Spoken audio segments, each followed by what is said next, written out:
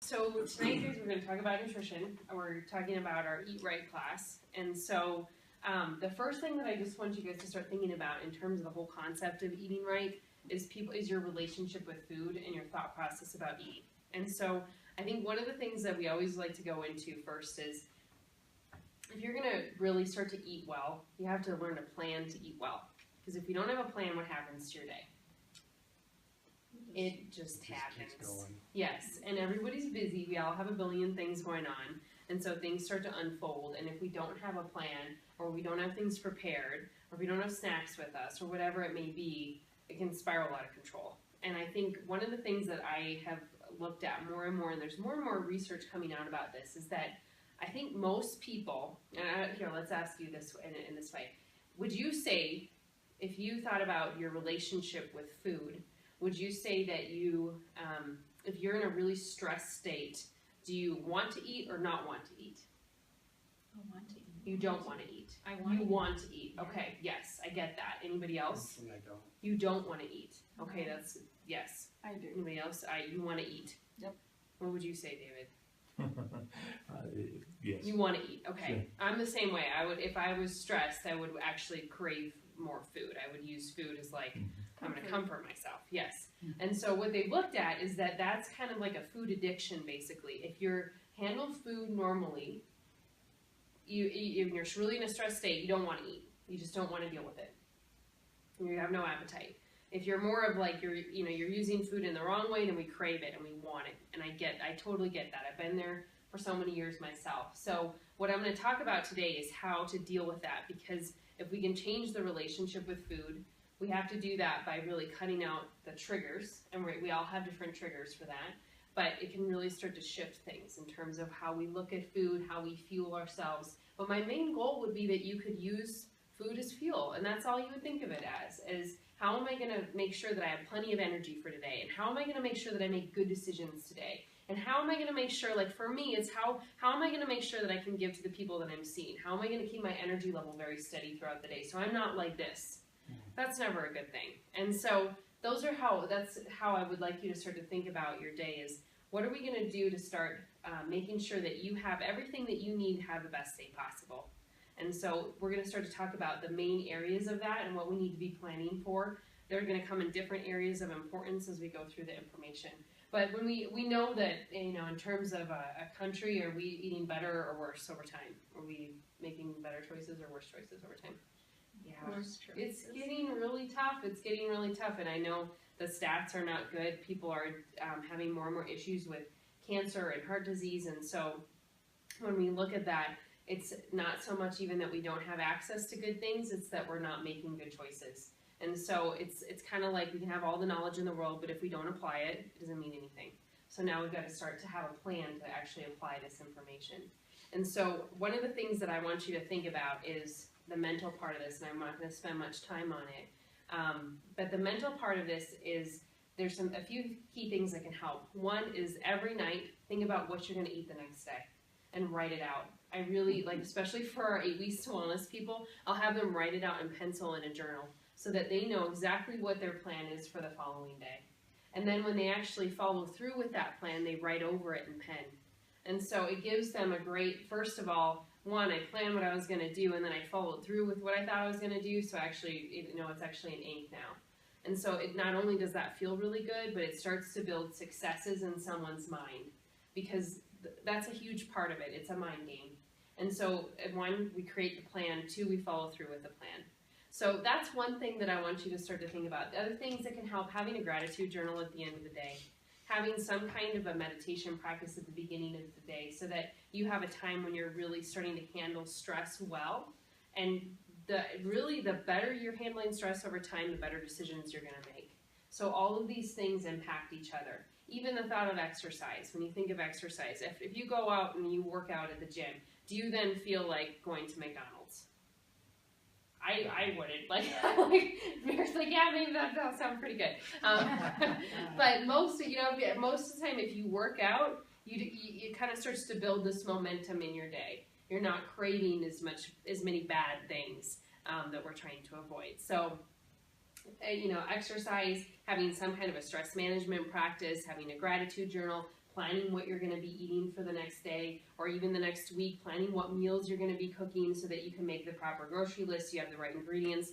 Planning is really the key to the entire process if we're going to make something work. But then the second challenge that I encounter with most of our clients when they're having issues with what they're going to be fueling their body with, the second challenge is that they could have the best intention in the world, but if their day starts to get out of control or they have a lot of stress, that's when they then turn to food. So I'm going to talk to you today about, when we go through this information, some of the key factors. I want you to start thinking about what your triggers are in terms of making poor food choices throughout the day, because we all have triggers. I can tell you, for me, what I figured out was one was caffeine. Because if I had too much caffeine in the morning, it would, feel pretty good in the beginning of the day, but later I would crash. And what did I crave then when I crashed? Sugar. So that was for me, I really had to cut down on caffeine. So I have probably a third of the amount of caffeine that I used to have. That was one area. Another area for me was if I allowed myself to have that glass of wine while I was making dinner. What happened then? Any ideas? Like, you have that glass of wine and all of a sudden you're like, oh, well that, those crackers look really good. And, oh, I could have a little cheese with those crackers, whatever it may be. It started to spiral. That was one that I really had to cut out. And so there's a lot of these things that we've come up with as a culture that we think of are just normal and fun and we don't really need to worry about them. But for you, if they're a trigger that leads to other tough behaviors that you know aren't good for you, then we need to start to create other strategies for that. And so I'll talk about that, but just start thinking of what you think your triggers are. For other people, it's just that they start out their day with sugar. That could be they start out with having like a donut, or they start out with a pastry, or like how I grew up in my family, my mom loved to bake, and so she'd always have like coffee cakes and cinnamon rolls on the weekend. Well, if you start out your day with that, what's the rest of your day like? You just keep craving more sugar. And so we want to pay attention to those things. I can't do that anymore. I have to have a breakfast with a lot of protein. So we're going to talk about food combining. We're going to talk about the actual elements of what you need to be paying attention to. But really, when you start to think about it, if you're eating a lot of toxic food, we hear about all the time, processed food is bad for us. If we're eating a lot of processed foods and you read that label and there's 5, 10, 15 ingredients that you can't pronounce, there's going to be a lot that your body has to process to be able to handle that food. And so the more you're eating those types of foods, you think about it, your body doesn't really know what to do with that. So like hydrogenated oils or partially hydrogenated soybean oil, your body's not really meant to deal with that. And so what will happen is when you consume that food, it sits in your digestive tract. The longer something sits in the digestive tract, the more likely it's to be absorbed by fat. And so the fat cells then start to grow. They start to have more fat in them. And what happens then is there's toxicity that's stored in that fat. So when people are losing weight, any idea what can happen when people start to lose weight? You can get really sick. Or they start to get sick repeatedly. And that is the toxicity being released from the cells. So one of the things that we like to do in any kind of a weight loss, if that's your goal or you're just trying to eat better in general, we want to give people some kind of a detox support so that their body can handle the toxicity that's going to be released by the fat cells. Otherwise, it can be a really miserable process to lose weight, or people have weight loss resistance because their body's hanging on to the toxicity that's stored in the fat. If your detox mechanisms aren't working well, then it can be a bigger problem. So just some things to start to think about as we go through this. Is that making sense? Everybody? Okay. So really what we see as an issue as a generalization with Americans is that there's a lot of food going into our systems, but we don't have a lot of nutrients going into our system. So we need to change that balance. And again, it's planning, it's thinking of food as fuel. How am I going to fuel myself today so I can have the best day possible? So what I'm going to do is I'm going to start out with the food categories that I really want you to take a hard look at, and how you're going to start to transition what you're eating on a daily basis. Now, the first one I will just talk about is sugar substitutes. So if I've got anybody that's doing sugar substitutes, I really want you to stop those immediately. And the reason that is that, we all crave sweet. It's a natural human thing to crave sweet foods. But when we think about what's happened with sugar substitutes, the first one that was developed was saccharin. And it causes, when they've looked at the research over time, they've noticed that higher and higher levels of disease, of weight gain, of having issues with your teeth, all of these things that we thought were just related to sugar are actually very much so related to sugar substitutes as well. So the first one was saccharin that was developed, and that one actually, when they looked at the research, rats got cancer when they ingested saccharin. So why they're putting the FDA approved it, I'm not really sure, but it's been on the market for a long time. Then there was aspartame. I'm sorry, not aspirin. There's aspartame. Aspartame in the body is made of, aspartame is made out of wood alcohol and amino acids. And so when it goes into your body and it goes up to actually 98.6 or whatever your body temperature is, that bond is released and then you have free wood alcohol floating around in your system. Not a good thing. It's a neurotoxin. And so something that I want you to think about is if you're consuming any Diet Coke or something like that, cut it out. You don't want any more of that in your system at all. The biggest piece of research that I think that explains why people gain weight when they're using, if they looked at it over time, they looked at how two people can be eating the same diet, the same exact diet, but one person is ingesting artificial sweeteners and the other person isn't. The person ingesting the artificial sweeteners will always be the person that gains weight over time and has higher disease rates. But this was the most fascinating piece of research with that is they looked at, what was it? What's the big one? Splenda. So Splenda, when it's consumed, they had a study where they showed that it decreased the amount of good bacteria in the gut by 50%. Can you imagine? Now, the good bacteria in your gut is what affects your immune system. It allows you to digest food properly. It really helps you, when you have good bacteria in your gut, it helps you lose weight. If you have a lot of bad bacteria in your gut, it can help you store fat, which we don't want. None of us really want that. So we want to go in the other direction. We want good bacteria. So really a big problem with, when I'm at Costco and I'm seeing people buy these huge bags of Splenda. That's not a good thing. I always want to stop them, but I don't think it's really my place to do that. But so any kind of artificial sweeteners, I want you to start reading labels because you're going to see it, and even like sugar alcohols, things like that can really interfere with the good bacteria in the gut. So no more. That's one that we just got to cut out in general. If you've got Diet Coke or anything like that at home, get rid of it. The second one I just want you to start looking at is hydrogenated oils. Most of us are they're better and better about labeling partially hydrogenated oils. But if you still want to read labels. So if you're buying like a box of crackers, which I'll tell you the evils of that later, but if you're buying a box of crackers and you read the label and you see hydrogenated oils on that, even though they say that they have to be labeled, if they can have trace amounts of hydrogenated oils that will affect your body, still hidden in that product. So anything that says hydrogenated, partially hydrogenated, that's not a good choice. We want to go with a different choice. The next one are additives, colorings, flavorings, preservatives. So again, when you look at this is all going into the processed food. But when you think about anything that your body doesn't know how to handle, it's going to sit in the digestive tract longer. It's going to be more likely to be stored in fat. So in Europe, most of the additives and flavorings and colorings and preservatives that we use are non-existent there. They don't even use them. They're not approved to be used there. So when people have a lot of that going into the system, it can cause issues with their energy. It can cause issues, so higher levels of fatigue. It can cause issues with ability to concentrate. Well, it's one of the first things we do when we see kids with ADD or ADHD, we cut out any processed food because it can make a huge difference in their ability to concentrate. Fast food is, fast food, if you have no other choices, at least choose a salad, but don't choose a lot of the fried foods. So when you think about it, most fast food is highly, highly processed. I know most people are familiar with the studies that they've done where they've put like a Big Mac in a container and they've put it on the top of a fridge for 10 years and it looks the same when they take it out 10 years later. It's so highly preserved. So we want to avoid those as much as we can. And then refined animal products is another one. So when I talk about that, it's like a lot of lunch meats, highly processed meats. It doesn't mean that you can't ever have bacon, but it's not your best choice. So maybe it's something you have once a month. It's not something you have a couple times a week. So we want to avoid the really highly processed meats. Otherwise, most of our foods are, when we talk about meat products, most of them are going to be okay. And we'll talk about that in a little bit. The other one, I really will talk about the next two, and these are harder. So what I'm going to do at the end of this class is give you a list of goals that you can do. Take, one area at a time if this is too overwhelming for you.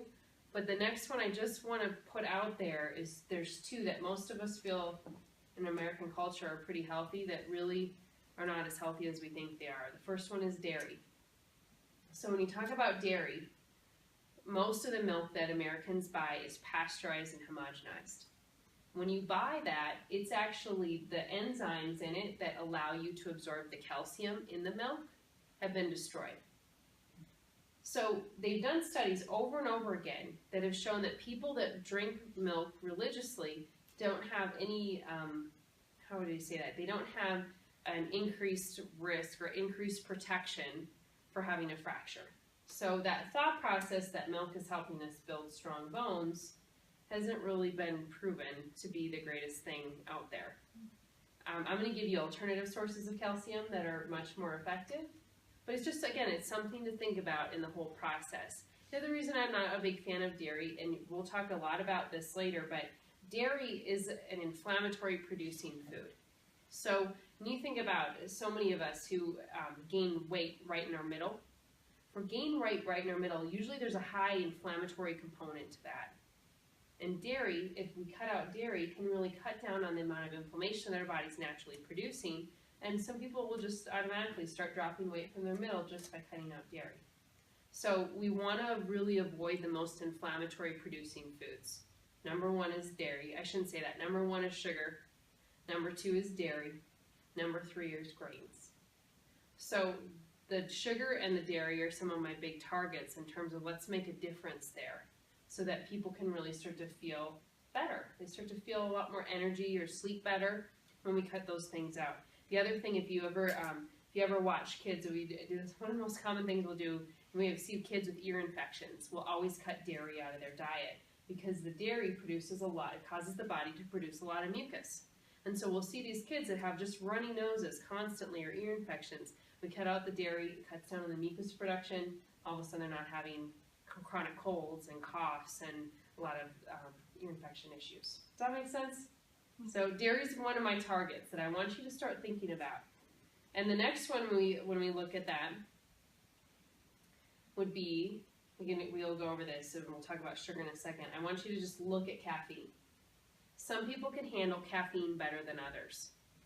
But the reason I want you to take a really harsh look at the amount of caffeine that you're consuming is that it affects our adrenal glands. And our adrenal glands are two little organs that sit on top of the kidneys that have to produce stress hormones.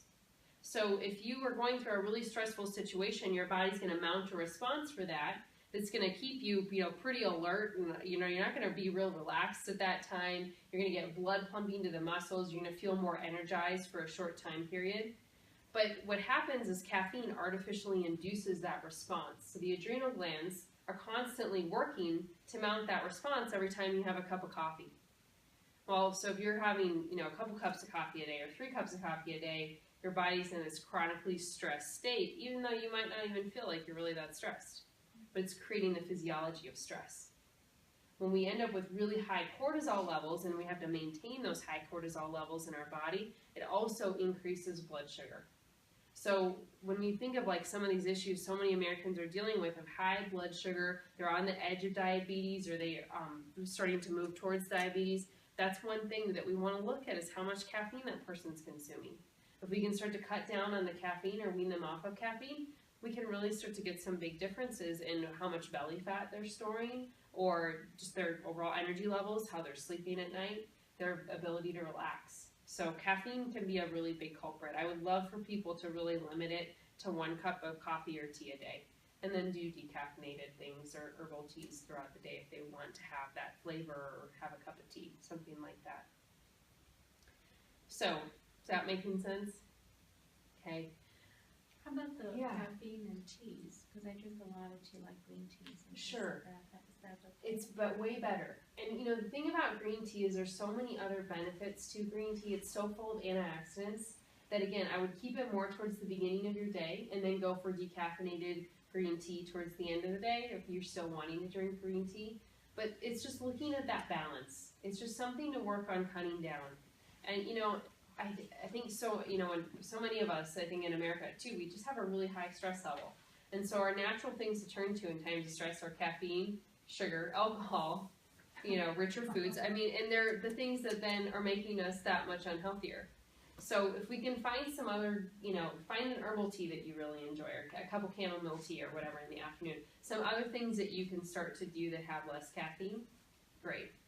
Like green tea, it has about a third of the caffeine in a cup of coffee. So if that's how you start out your day, great. I'm happy with it. Yeah. Any other questions about that? Another question I commonly get is, what about decaf coffee?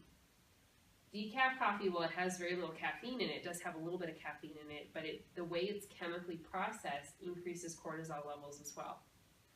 Doesn't mean that one of the things I hate about this class is that I don't want to damn everything that you do. So the thing about it, when you look at it, is that if you really, if you're working on cutting out caffeine, and a decaf cup of coffee helps you, great, because we're working towards the goal. But eventually, if we can cut that out, awesome.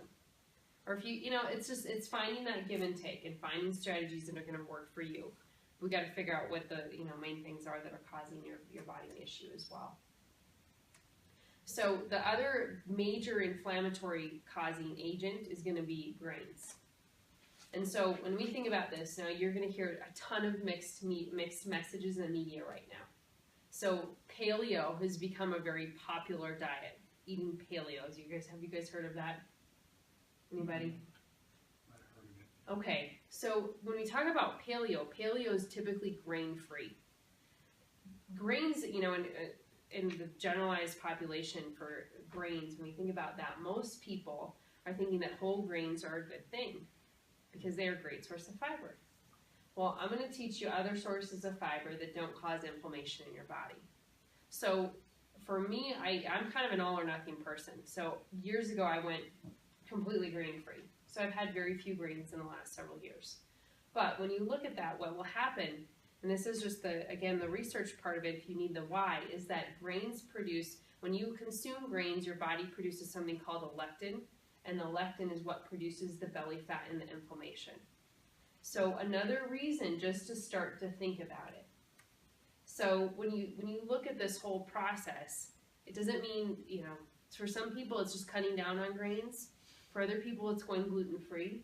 For other people, they feel so much better without them that why go back to them.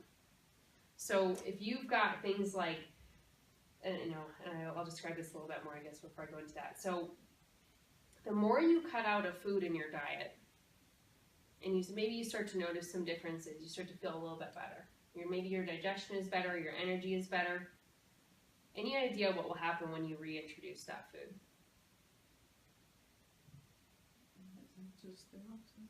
You're going to feel exactly how that food ever made you feel. Because if you consume it all the time, you don't really even notice. But say you didn't have dairy for 3 weeks, and then all of a sudden you had a cup of milk or you went and had ice cream. And this is a really common response someone might have. They might consume the ice cream and immediately have diarrhea. Or they might consume the ice cream and get a really sick stomach. Or they consume the ice cream and they get a headache. Or they feel drainage down their throat. That's a sign that your body cannot handle that food. But you have to be very clean without having it to know that. So you need a good 3 weeks, is really what the research shows, without having it at all to know how your body's actually responding to that food. And then you reintroduce it. So what we're trying to figure out at that time then is, are you having an allergic response to it? And it doesn't have to be an allergic response like, oh my gosh, my throat is closing and I'm getting hives and I can't breathe. It can be just a low level, kind of an inflammatory response. So you can use that test with any food that I talk about by just avoiding it completely for a 3-week time period and then reintroducing it. So if you want to do that, then you really get a clear signal of, oh, I can handle this food, or I definitely can't. So, but the big ones that are going to create that response are going to be dairy, grains, and then we go into sugar. So when we talk about grains, that can be, so there's the gluten-free grains, but they're still grains. And then we look at like wheat and oat and amaranth, spelt, rice, those are all grains. Out of any of them, if I were to keep any of them in your diet, I would keep some rice and get rid of the rest. But that's up to you. So we're going to work on this as like layer by layer, and I'll give you some ideas to try for that.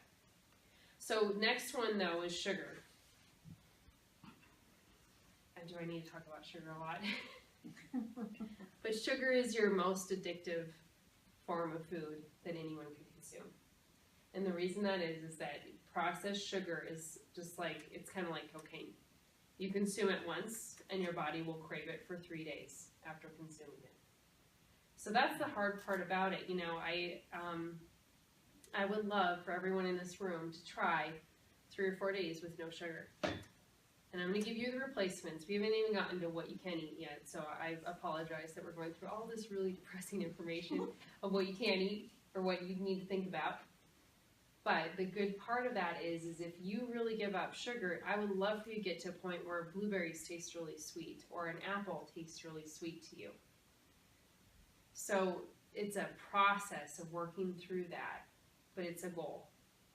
Those 3 days can be kind of tough. Actually, the first 2 are usually tough. The third, people really don't miss it much anymore. So we'll give you ideas of what you're going to start to add into your diet, but it's all a process in finding the right balance for your body. But those are our big ones that create a lot of issues for people. And so if we start to make some changes, we're going to get some good things happening.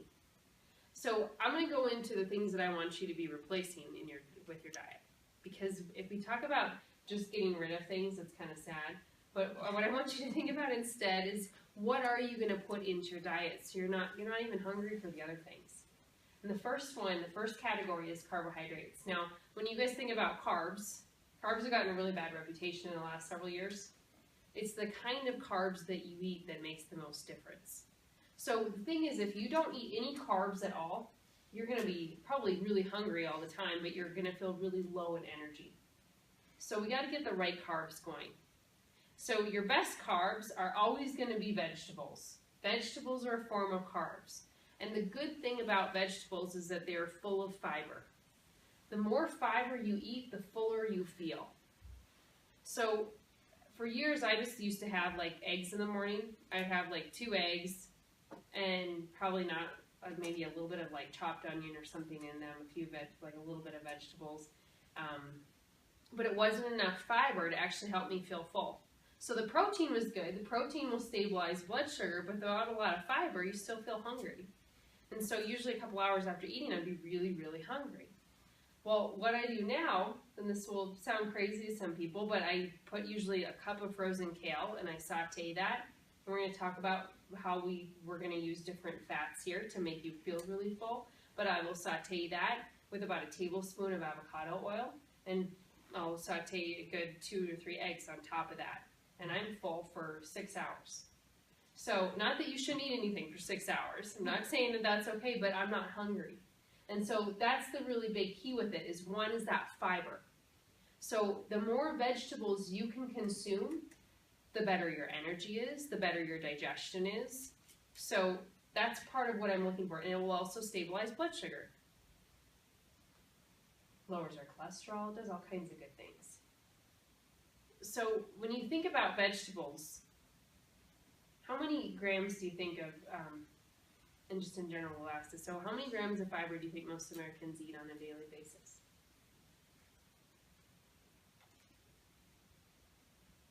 No one, just shout something out, guys. What do you think?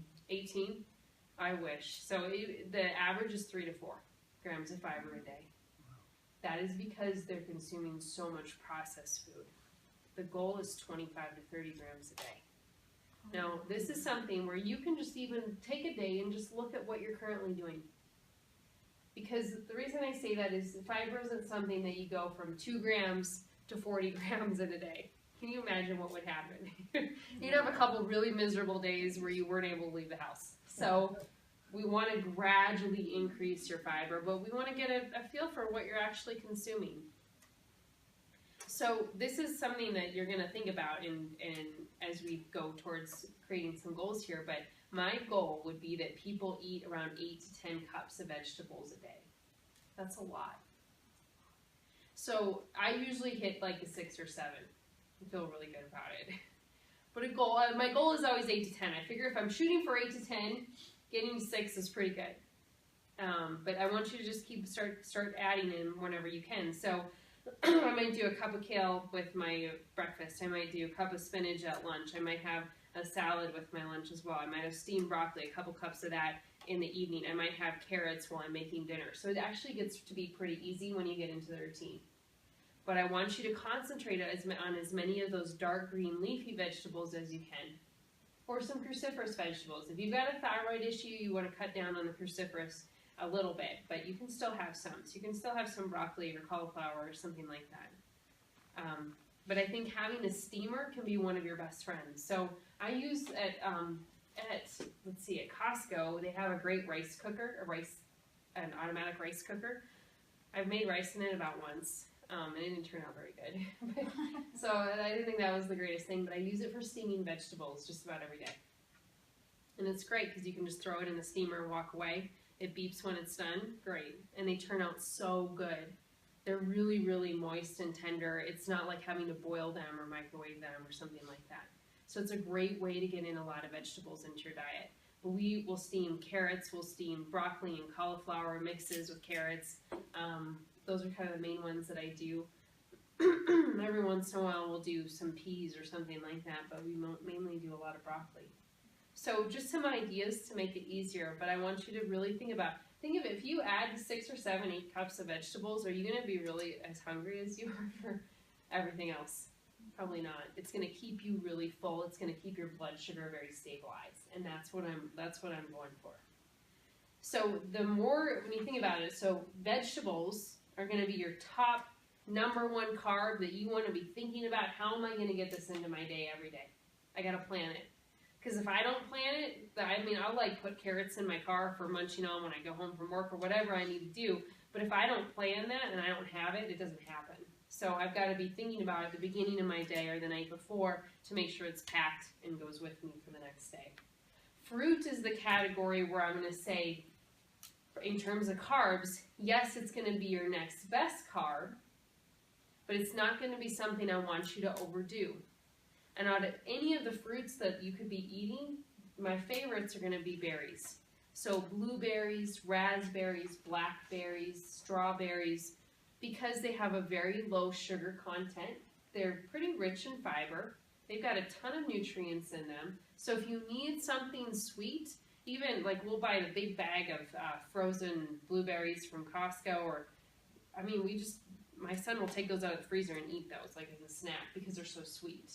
That's my goal, is that something like that tastes really sweet to you, and it's a good, if you're craving something sweet, you've got that as an option. So the thing I didn't mention about vegetables, that I always get this question about potatoes. The good and bad of potatoes. So potatoes can cause inflammation in the body as well, but they're pretty starchy. So I'm okay with you having potatoes, but I would love it to be just a couple times a week, or switch over to a yam or a sweet potato. So I think are you guys okay with sweet potatoes? Yams. Yay. I've got some. Scott doesn't like them. It's always a bummer. So he's learned to eat them over time. So, but go for those kinds of things, the starchier things, more in the beginning of your day. So when I talk about that, like if you want to have a big salad and you maybe put some great chicken or fish on it or something like that, and you want a sweet potato, try to have that more around noon to 1. Like that's kind of your cutoff time for the starchier foods. But, again, like those starchier vegetables like peas and sweet potatoes and corn, those types of things, or corn is actually more of a grain, but when you think about that, it's okay a couple times a week, but that shouldn't be your mainstay. You want to get to the point where it tastes good to have a lot of the broccoli and the cauliflower and the spinach and kale and collard greens, whatever, but that starts to taste really good. And it does taste pretty good if you add enough oil, so I'll go for that. We'll talk about that. We got to have the good kind of oils. We don't want the bad kind of oils. We're going to use the good kind of oils, but that you can use spices and make those taste really good, especially if you're changing your taste. You'll notice that, and it's kind of a whole refinement of this process, but one of the things that they've shown is that Americans are very acidic. So in the pH of our bodies, we want to be fairly alkaline to basic. We want to be more in the mid-range of a scale for pH. If we get really acidic, we're more likely to develop heart disease or cancer or autoimmune conditions. So we want to stay more in the basic range. To move more into that range, the best nutrient, the best foods to get are lots of greens, because they'll cause a lot of, it causes the pH to be more basic. And so that's one thing, that the more you do this, the healthier your body's going to be. But when you are really acidic, vegetables will not taste as good to you. So hang in there. It's one of those where you kind of have to force yourself a little bit to do it. And the more you do it, the better it's going to taste over time. It'll get there. You're doing okay, Vicky. Yeah, it'll get there. It just keeps moving in that direction. And start out with steamed, though.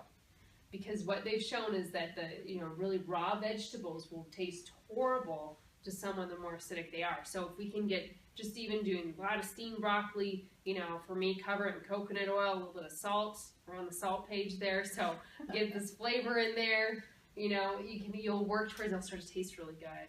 But it's a process. So, but the steamed vegetables will help with that, and then eventually raw vegetables will taste better. But there's nothing wrong with having steamed vegetables. If you don't like raw vegetables, are tough on your digestive tract. Okay. So you guys doing okay? Those are the carbs that I want you to be consuming. Lots of vegetables. The other types of carbs, which are going to be your breads and your pastas, you can go two ways on this. Depends on your personality. If you are a person that can indulge for one evening out and have a great meal and then be done with pasta for the next 2 months, great. If you are not that person that has it a little bit and then you just want more and more and more, then you should probably go the route of I just can't eat that. So one of your best strategies, and we talk about this a lot for Youth Wellness, is learn to, when you go to a restaurant, learn to just order what you need to have versus even looking at the menu. I need a piece of salmon. I want a grilled piece of salmon. I want a salad with, whatever fresh vegetables you have. I want more of a vinaigrette dressing, whatever it is. But you learn to eat what you need and ask for that to be prepared the way you need it to be prepared, versus even opening that menu and seeing the fettuccine alfredo with the chicken and the shrimp. It's really hard to go down that path. Again, it depends on your personality. But the grain issue, when we look at that, it depends on you, it depends on your reaction. But because we're seeing so many patients having gluten intolerance, dairy intolerance, having more and more food allergies, there's a lot of theories on that. A lot of the theories have to do with the amount of processing that our food goes through and how that our body can't handle it, so we develop allergies to it. But when you look at that, there's a wide range of that. For me, I've got celiac. Scott's got celiac on his family. It's both sides. We don't have grains. We can't have gluten at all in our house. So we've been that way for a good 10 years. But you're going to figure out, I want to figure out that balance for you. So I guess all I can say in this class is maybe just explore that issue. Just look at it and see if it can make a difference for you. And if it doesn't, that's okay. Then maybe you can have whole grain bread. But always avoid the Wonder Bread, please. None of that. None of the really highly processed white, if you see unbleached and rich flour as your first ingredient or whatever it is, like if it's, if you're looking at some of those really processed grains, we want to avoid that at all cost. So how are you guys doing on that? Okay. So carbs are for energy. So really the more vegetables you eat, the more energy you're going to have. So something to really start to think about. The next category that we'll talk about is protein. So do you guys feel good with carbs though? Like that, are there questions that you have about grains or whole grain bread or pastas or anything like that? Well, I like to eat. I'm sorry. Go ahead. You can go. That's fine. I eat a lot of vegetables, but yes.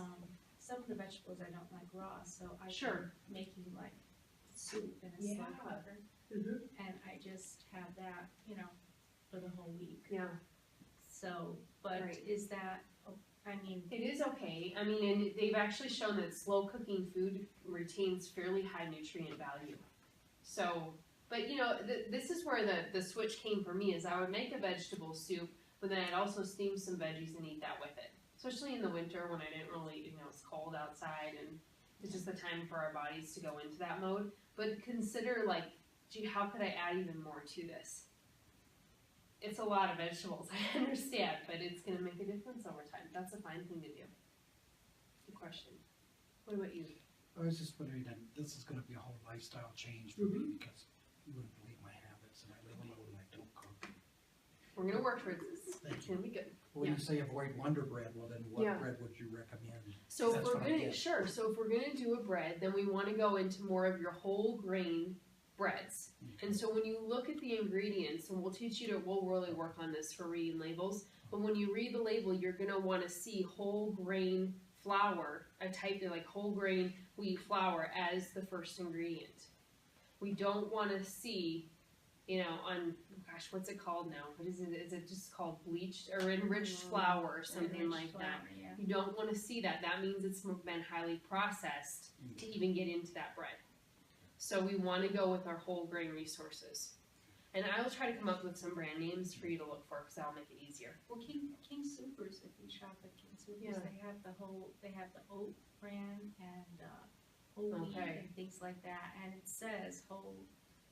Those are the breads and they're very Good. inexpensive compared to the other ones. I'm sure they are. Yeah.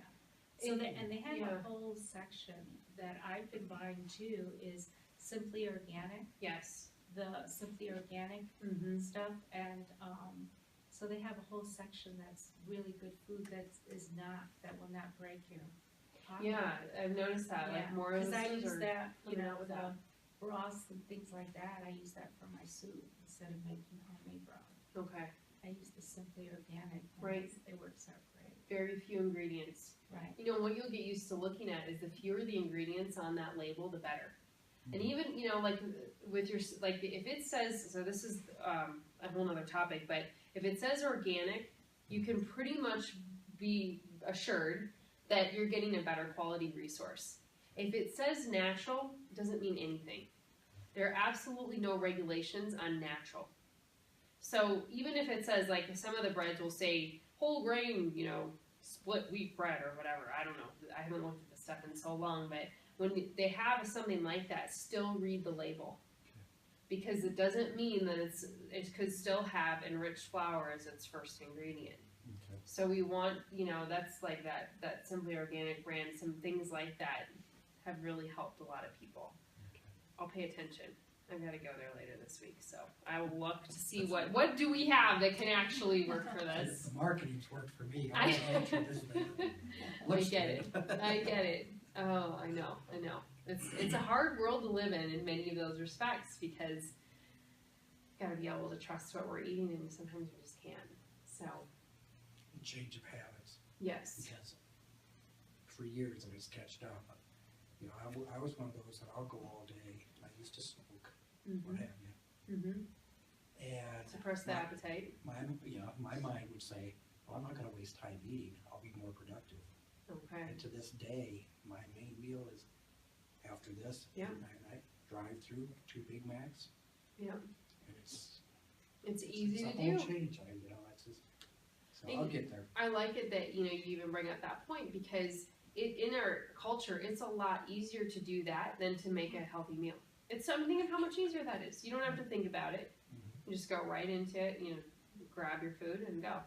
So, making these types of decisions and making these changes are not going to be easy. But that's where if we come up with a really clearly defined plan, it's going to help us. And honestly, the more simple, the better.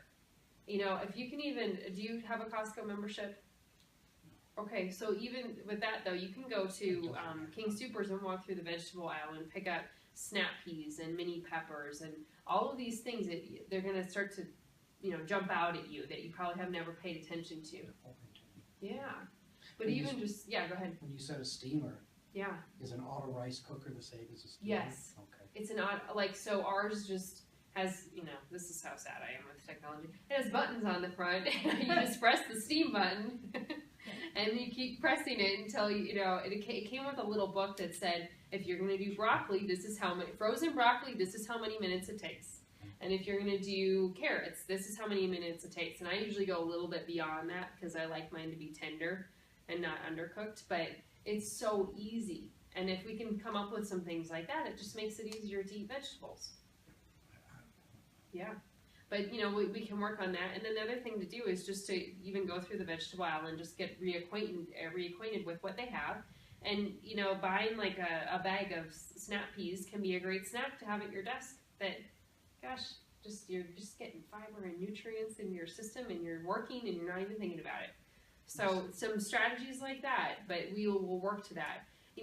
When you start to really increase that fiber, again, we can have digestive issues with that. So we want to do it slowly.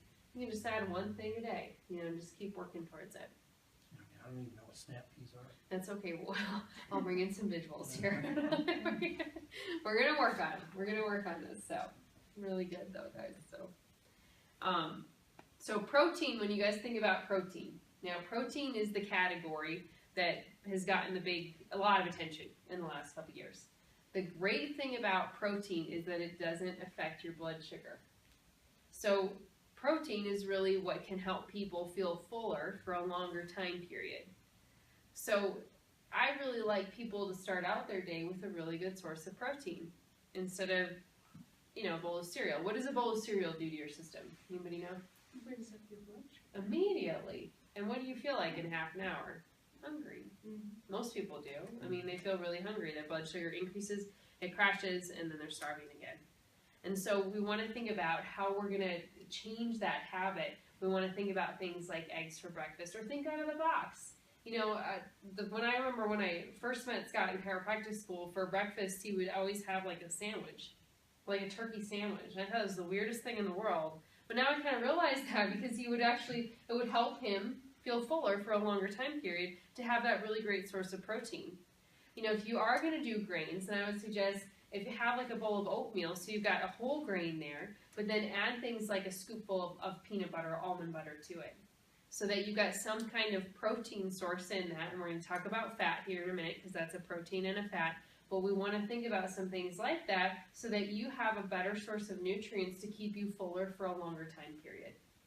So another one that we can just start to think about. But you want to have some kind of protein with every single meal.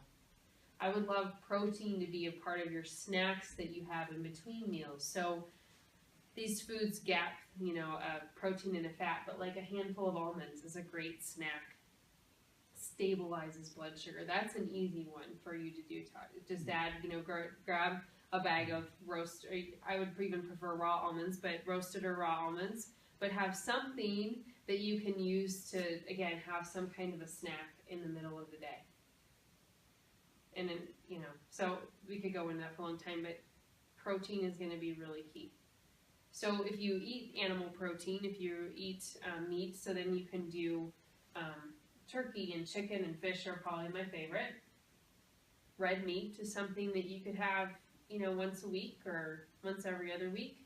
But we want to go more towards as much fish, turkey, chicken as we can.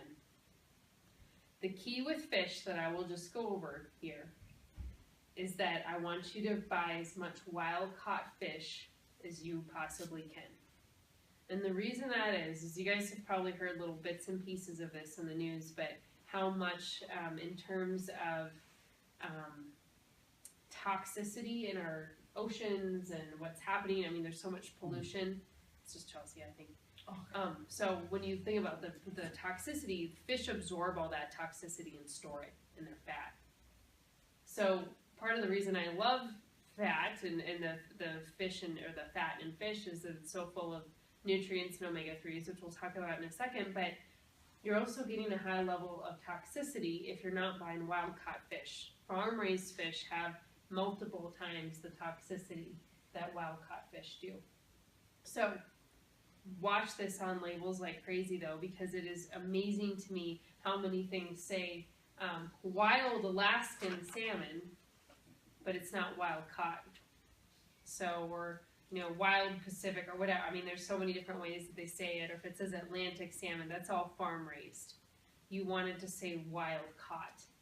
And so that's something, if you're going to do salmon or you're going to do that form of protein, we buy a lot of cod, or we'll buy, what else, mahi-mahi, or different forms of fish. Look for the wild-caught. Very important. So that's your protein. But I want you to think about, again, what is our protein source going to be for every meal? And and I'll give you the ratio here in a second. But the biggest category that I think can make a huge difference in your life with your cravings is how much fat you consume. Now, fat is another one that had got a really bad reputation in the 90s. Everyone went to low fat. Well, when they took out the fat, what did they replace it with? Anybody know? Sugar. So they took out the fat out of our diet, they increased the load of sugar. When they did that, what happened then? Diabetes rates just continued to rise. So even heart disease rates continued to rise. So we want to focus on good fat versus poor levels of poor values of fat. So our poor types of fat are going to be your saturated fats, your hydrogenated fats. Your good fats are going to be in some different forms. I'm going to give you some great examples here. So my favorite form of fat is your omega-3 fats. Omega-3 fats are found in things like salmon and cold water fish, but also flax seeds, chia seeds, avocado, walnuts, and pumpkin seeds. Typically, I recommend most people take an omega-3 fatty acid supplement, but the more you can get in your diet, the lower the levels of inflammation will be in your diet or in your body. So we want to load up on omega-3. So pumpkin seeds, almonds are a little bit different, but pumpkin seeds, walnuts, almonds, I mean, those types of things as snacks can be really good. You just don't want to overdo it. You know, having a handful is great. Having a huge container of them, no, not so great. So, tastes really good at times, but probably won't even feel that great after eating all that. If you do grass-fed beef or chicken, or free-range forms of meat, those are going to have higher levels of omega-3 fatty acids in them. So you can get omega-3s from the foods I just listed, but you can also get them from meat. But the next good one, so you want to think about almonds, flax seeds also full of omega-6, a good balance of omega-3, omega-6s. But other ones, your main oils that I want you to start to cook with, number one is going to be coconut oil. Coconut oil is actually the only saturated fat that I will recommend. But what I love about coconut oil is it stabilizes blood sugar. It's really high in nutrients that support the immune system. So my main point in all of this is that I want you to really not be afraid of eating fat. Let's just eat the right kind of fat. Avocado oil is another one that's great for cooking, and olive oil, or extra virgin olive oil. The one, you know, when you think about like fast food and you think about like processed food, you're always going to be seeing in the labels canola oil, soybean oil. The problem with those is that they're so highly processed that they can actually cause more inflammation in your body. And so because Americans eat so many of these omega-6 fatty acids like the canola oil and soybean oil, because it's in everything, it's in any box of crackers you pick up or box of syrup, something like that, it's always going to have those oils in it. They're getting so many of those types of oils and so few omega-3 fatty acids, that's what leads to inflammation right there. That's your root cause. So how do we change it? We decrease the processed foods that contain all of those nasty oils, and we increase the good oils that you're eating, and all of a sudden inflammation starts to clear out of the body. So I'm going to give you some ideas that I use. I've changed my diet, and since we've started the 8 Weeks to Wellness program in our office, to include a lot more of these good fats. So I used to, very sadly and embarrassingly, I used to drink 3 cups of coffee a day. So I cut that down to 1. And in that 1 cup of coffee, I put a tablespoon of coconut oil, which is in a solid form. So realize that it's solid. I take a scoop of it and I blend it up in my coffee, and it kind of tastes like a latte or something like that. It's creamy and frothy. But what that will do is stabilize blood sugar throughout the morning. So I'm okay with that. I would like to get to a cup of tea though, so I'm not drinking the coffee. Working on that. I've got a ways to go with that. But that's one way that you can really start to increase good fat in your diet. Another thing that I do is I'll add a tablespoon of avocado oil, and that's what I saute my kale in, that I make my eggs in the morning. So I'm consuming right there a ton of fat every morning. What I noticed when I did that is I started losing belly fat pretty quickly, and I wasn't hungry. What fat does is we talked about it stabilizes blood sugar, but it lets the brain know that you're full. So you can imagine that. Think of I just remember this from high school. It was I was in the time of SnackWells and like all the low fat, like cookies and, they're full of sugar, but they didn't have any fat in them. But I was hungry all the time. It always felt like you were depriving yourself of something. But when you start to add in the good fat, you no longer have those cravings. So I don't really crave sugar anymore. I don't crave, grains because I've got plenty of this good fat going into my system. I make a smoothie often for lunch, and I will put a tablespoon of coconut oil in that. When I cook at night, I typically will use olive or avocado oil. So when you think about this, there's about a tablespoon, and I'm doing a little more than I probably should in the morning, but there's at least a tablespoon of good fat in every single meal. Stabilize blood sugar, cut down on cravings, help me feel full, stabilize my energy level throughout the day, improve quality of sleep. So there's a ton of good research to that, but what they're finding is that people who follow that low-fat diet for decades have increased issues of neurological disorders. Why? Your brain is made up of fat. Your cells of your body need fat. So the tides are turning. The research has really shifted. We've got a lot of good stuff to support that now. But if you want the numbers of this, I'll give it to you. So each meal you're looking to have about 30 grams of carbs in each meal, about 20 grams of protein, and about 10 grams of fat.